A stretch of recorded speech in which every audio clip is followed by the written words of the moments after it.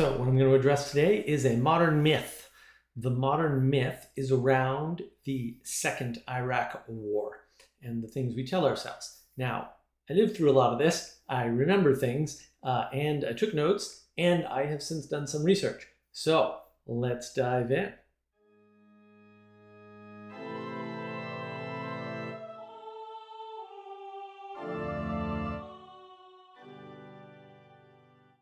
In order to understand the second Iraq war and the claims about weapons of mass destruction, we first need to understand something very, very important, which is there was a first Iraq war before this. And as the result of that war, whatever you think of that war, there was a treaty in place, okay? And it was a lengthy treaty, okay? Now, you can whine about the first Iraq war, that's fine, but like Iraq went into another country with tanks. That's why we got into a war with them. Seems pretty reasonable. And you can say, oh, well, the second Iraq war was completely unjust if they were under treaty.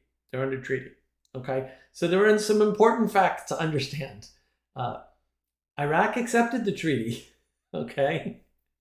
They accepted the UN Security Council's resolution, right? Which was part of accepting the treaty, right? And the President Saddam Hussein agreed to give up all weapons of mass destruction and pay damages for its 7-month occupation of Kuwait, okay? It agreed to this, okay? So it agreed to give up all weapons of mass destruction. Now, that is a quote from 1991 United Nations, April 6th, okay? That's a quote. That's in the document. You can look it up yourself. I did, okay? So there are things such as weapons of mass destruction. Some of the definitions, and again, you can look all this up. I did. I looked it up like a couple days ago. So this is all fresh info. Nuclear weapons, biological weapons, chemical weapons, and missiles, okay? Now, it's very hard because they have changed the definition several times to look up which missiles and why and how. Now, my remembrance, my recollection from the time period is that live on a CNN camera, just a live CNN feed from the green zone in Iraq, a Chinese silkworm missile landed outside the green zone and didn't explode, but it was a Chinese silkworm missile. And those were outlawed. Those were barred. Why? Because the determination of whether or not a missile is a weapon of mass destruction is not merely its payload, but its payload capability and the distance it can fire. And so all weapons of defensive nature are not weapons of mass destruction because they're defensive. But any weapon that can be outfitted to launch, say, into another country, right, with a sufficiently large payload of some explosive to cause destruction on a mass scale should qualify the missile for a weapon of mass destruction. Now, again, silkworm missiles were considered banned. So were certain types of Scuds. Not all the Scuds, because some Scuds are defensive, some Scuds are not. Iraq had previously fired a Scud missile at a US warship in the past. So there were Scuds found. There was at least one silkworm missile found in Iraq, in the middle of the war, right, or in its aftermath, okay? Iraq had biological weapons that they did. Some of them escaped the country. There were, I believe, 6 trucks that went into Syria, if I remember correctly. This was reported at the time, right, on the news, right? Everybody agreed. So before you go hanging the news, all they did was flip what they believed, okay? Now, that I don't agree with because I think they had the story right the first time and the narrative changed, and that's a problem. The definition of weapons of mass destruction comes from the United Nations. It doesn't come from the US, okay? It is part of the treaty that the United Nations drew up where they were supposed to do all kinds of things, like be able to inspect certain facilities in Iraq, which they were barred from doing more than once, more than twice, more than 3 times, like several times, okay? There was a resolution before the second Iraq war put before the UN, and 80%, if I remember correctly, 80% of the UN voted basically to execute the war in Iraq, the second war, okay? 80% of the UN. So if you agree with democracy, and sometimes you should, there you go. The UN wanted that second war. What happened was, I think it was 2 of the Security Council, it might have been 3 of the Security Council countries, vetoed the war. All of the countries that vetoed the war had sold weapons to Iraq that they were not supposed to sell to Iraq under UN treaty. So they were covering their own tail for having violated the UN agreements that they had previously signed and agreed to and forced Iraq to sign, right? This is why arms dealers exist, right? They get a lot of money so that they can take the fall in case countries don't want to get caught doing things they're not supposed to do. So that's what happened here. Now, any missile of any size that is outfitted with a biological weapon or with a chemical weapon or with a nuclear weapon is automatically a weapon of mass destruction. Fair enough. But the presence of biological and chemical weapons, and we know chemical weapons were in Iraq and were used in Iraq on their own people prior to the war, in between the wars, right? So during the treaty time, this happened. Also, Iraq was aiming a cannon at Israel, which last I checked is one of our allies. But anyway, an illegal cannon, like one that isn't supposed to exist because it can fire too far at another country, for example, which is, not good. So it's not like Iraq doesn't have a history of bad behavior here. Like they did invade Kuwait, and yeah, it's not a great country. Now, one of the other important points, aside from barring UN inspectors from validating that weapons that they knew were there in the country after the first war were destroyed, so they couldn't validate that those weapons were destroyed. They couldn't account for them. So Iraq still had them. This is all verifiable after the fact because when we went in, we found them. The US found them. There are records of all of this. They are extensive, right? Lots of high explosives qualify for mass destruction because look what C4 can do, right? Look what a truck full of ammonium nitrate could do in Kansas City, right? You can take out buildings pretty easily with explosives. And some of that is large enough in size that's mass destruction, man, or just having a lot of it. I think all of these are fair.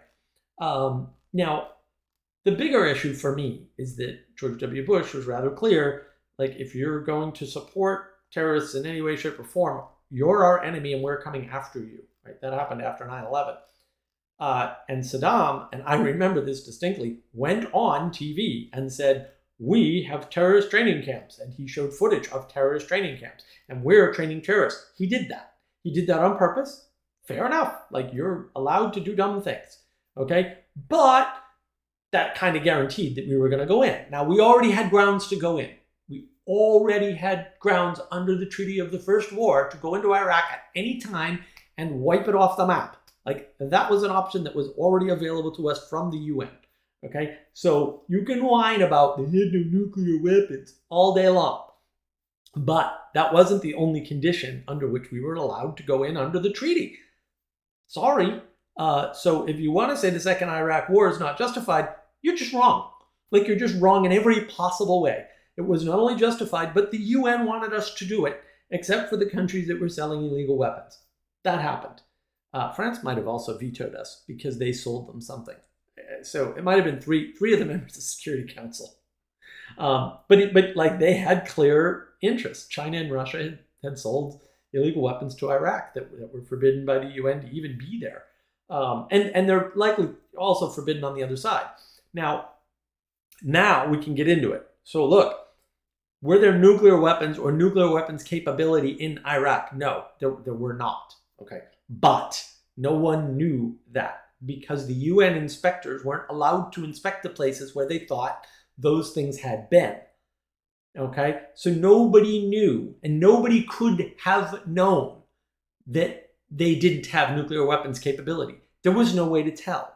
What we did know, and this is where it gets really tricky, okay?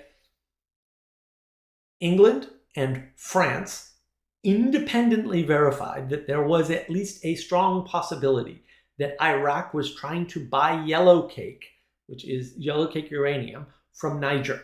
Okay? They did that. We tried to follow up. We sent a guy named Joseph Wilson, who was the husband of Valerie Plame, and this was a big dust-up with the CIA. And he made a bunch of statements about the capability of Niger to sell yellow cake to Iraq without getting caught, okay? But in his report, in the report from the UK and in the report, and these are all independent reports, right? From France, they all said, yes, Iraq seems like they were trying to buy yellow cake, okay? So they played a game with the reporting, and Joseph Wilson did this, I guess, in a book or at least in an article, saying, oh, no, there was no chance that Iraq could get yellow cake, okay? But that wasn't the issue, right? Maybe they couldn't get yellow cake from Niger, but maybe they could get it from somewhere else. I don't know. This is why arms dealers exist, to find ways to sell things for governments that governments don't want to get caught selling. That's what arms dealers do. That's why they have lots of money, because they act as middlemen and fall guys in case people get caught. Fair enough, okay? So going in under the assumption that they had a way to use the uranium seems like the safe bet, okay? The fact that they didn't was A, impossible to know, and B, an unsafe bet, right? Because we didn't know. And so that's really, really important. And that's the problem, is that, you know, you can be upset at Colin Powell for lying, but he had no way to know if he was lying. And if you want to justify going into a country and you've had no success so far, and I was there, they had no success saying, no, there's treaty violations. Everyone's like, oh, well, you know, it's not really treaty violations. I mean, just the UN inspectors are delayed a few days. No, you can't delay the inspections. That gives them time to move the stuff.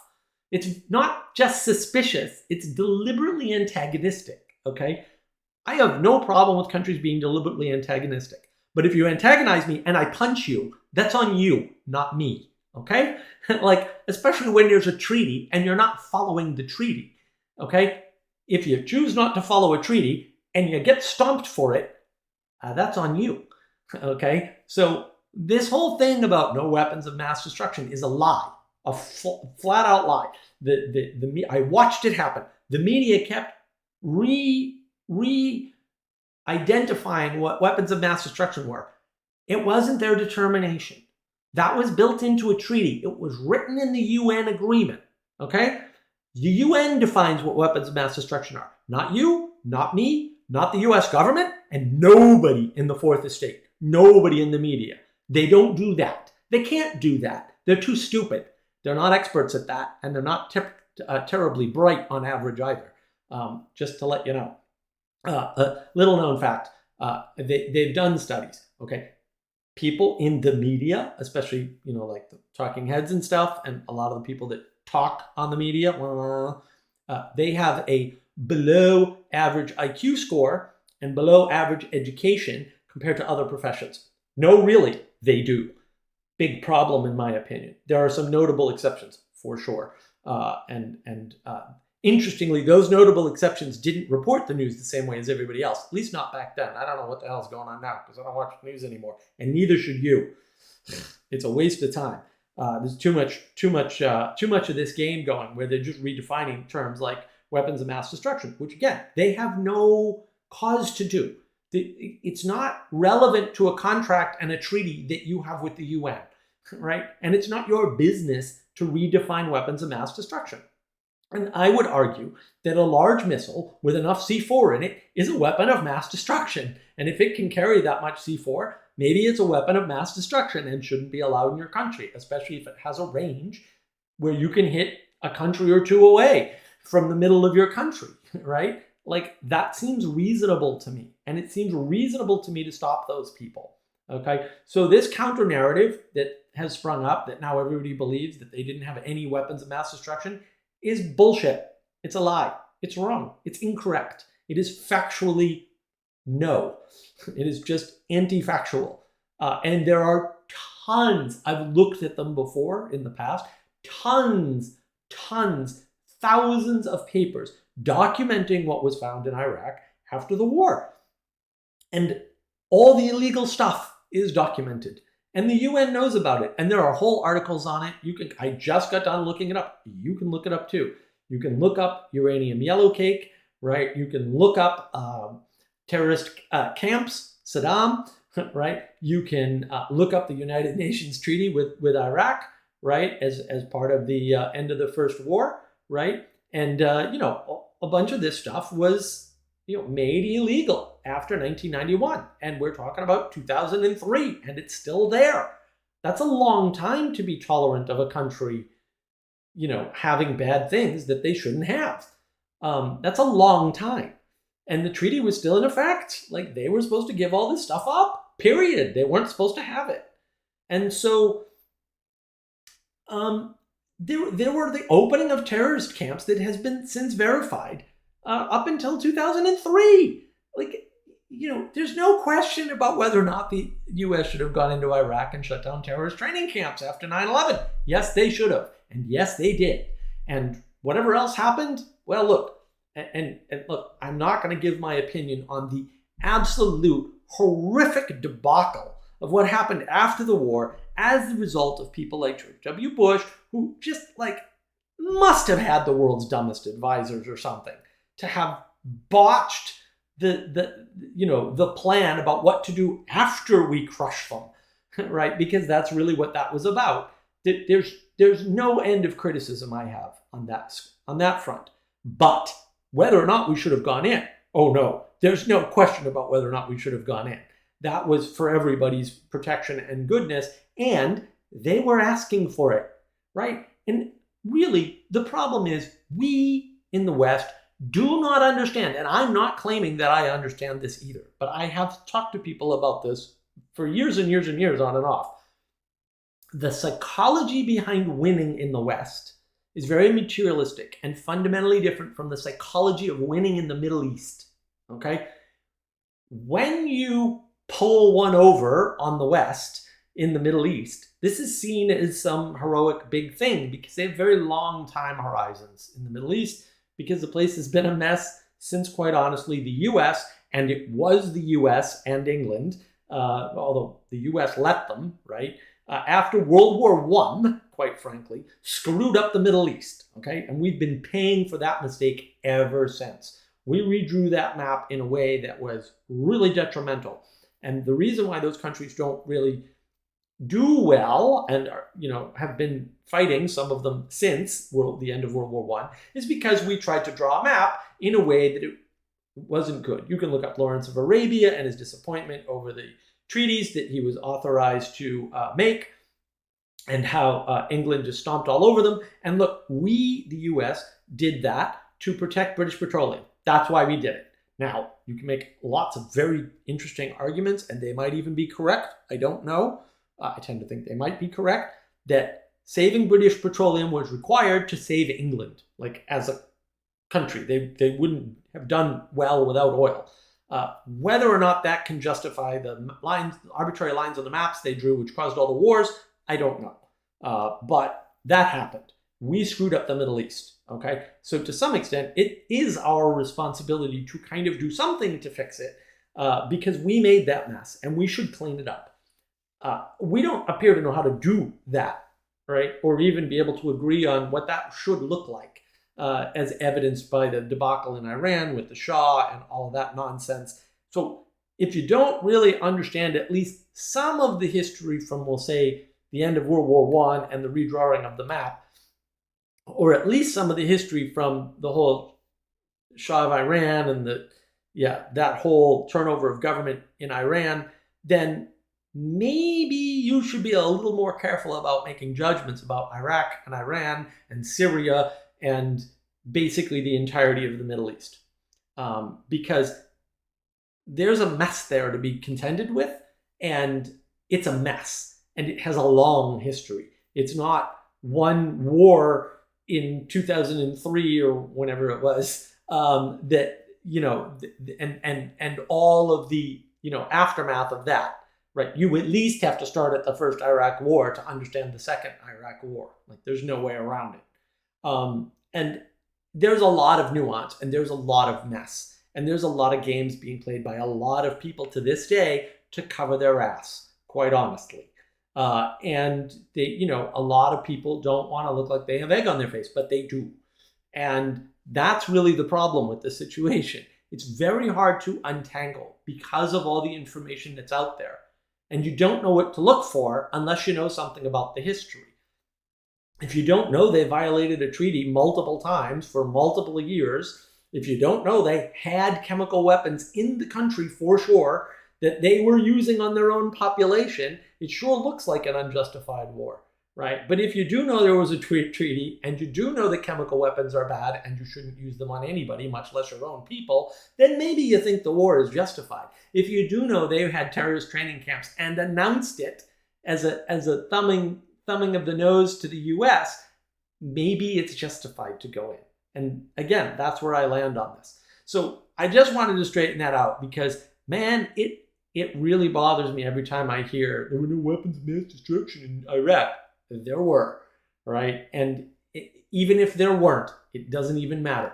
They had treaty violations. We had the right to go in. We had the duty to go in and make sure that, because they were almost certainly trying to buy uranium to make at least dirty bombs, right? Which is another possibility that everybody, they didn't have a nuclear plant. You can make a dirty bomb without a nuclear plant. All you need is yellow cake, actually, right? And you can aerosolize it and cause a lot of damage. It doesn't need to cause an explosion. And those bombs, dirty bombs, are way more dangerous, right? And guess who can get a dirty bomb in New York City? A terrorist, right? Or put one on a plane and crash it into a building. That could have happened. I mean, this is why we went in, guys. Like, it's not that hard, right? And this was a good thing to do because they were trying to buy uranium, as near as anybody can tell. 3 different reports from 3 different countries, man. Whether or not they could have succeeded is a ridiculous standard. Could they have succeeded? Well, not in Niger. Well, maybe not in Niger, but maybe somewhere else. And maybe in Niger, you don't know. Why take the chance? I don't want to take a chance with a nuclear material. Like, sorry, I'd rather go into a war with a country than take a chance on nuclear material. That's just me. I mean, maybe you land somewhere else on the issue. But look, I thought it was important to cover this. I was asked to cover this, so I figured I'd do it because a lot of people just don't understand the context. All they have is the meme of no weapons of mass destruction. And aside from just being flat out factually inaccurate, it's not relevant. Really, it's really not relevant. Because to be fair, other than the chemical weapons we have, the UN had tons of evidence that they used chemical weapons on, I believe it was the Kurds, and some other populations when they were under treaty from 1991, right? Those trucks went into Syria. That was widely reported.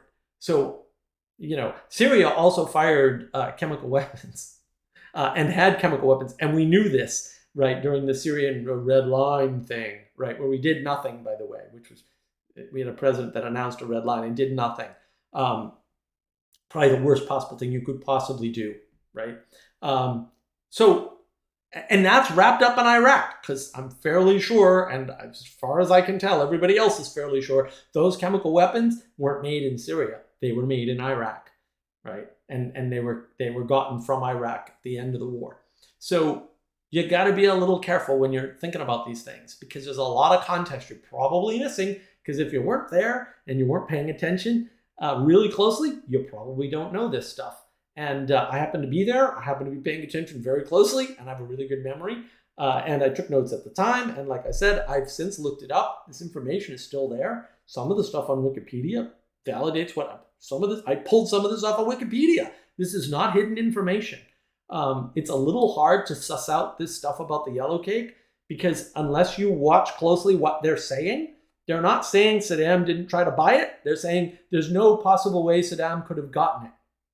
Which A, isn't true or verifiable, and B, isn't relevant to the important part, which is he's trying to acquire something he knows he shouldn't acquire. That's, again, a treaty violation. It's not relevant whether or not he did. It doesn't matter. So yeah, didn't today, might tomorrow, might find a way. Who knows? Again, that's what arms dealers are for. So it's really important to suss out the nuance here, because you are being played. You're being played by lots of people with lots of different agendas that may land on sort of the same proximal goal, which is to confuse you about the second Iraq war. And I hope I've done something, at least to unconfuse you about the second Iraq war. I can validate to you that everything I have said is something that you can probably look up today, whenever you watch this video. Although, look, I'm recording this on January 9th of 2023. I looked all this stuff up within the past 3 days. I looked a bunch of it up today, especially the yellow cake stuff. It's all still available on the internet, and exactly what I've said is evident in the documents, although again, you kind of have to read them closely and be careful about what words they're using and how they're phrasing things. So that's what it is. And I hope that this is helpful to you to frame what's being done. The whitewashing and the re-narrativization of a perfectly justified and justifiable war that was probably in the best interest of everybody anyway. There was lots going on in Iraq, right? Saddam's sons were kidnapping 12-year-old girls and using them for their sexual exploits. I mean, these were not good people, right? He had like $1 billion, or no, I'm sorry, I think it was $4 billion in cash that he was keeping from the people of his country, and $4 billion in 4 billion American dollars. 4 billion in American dollars in Iraq at that time is a hell of a lot of money. And, his country was poor and the people were suffering, and he could have used that money better, but he was sitting on it, and he was going to sit on it forever, probably until he could buy his yellow cake, would be my suspicion. And maybe that's unfair, but maybe not. So there's a lot to consider. There's a lot to consider. It was a very bad place, and there are no good answers, right? By the time you get to moving people into a country, there are no good answers. No one's happy about that. But that doesn't mean it's not required. It just means that it sucks. And sometimes things that are required suck. But what doesn't suck is that you've made it to the end of the video, and that you've given me the thing that I value the most. And hopefully, you've gotten something out of it. And that thing that I value is your time and attention.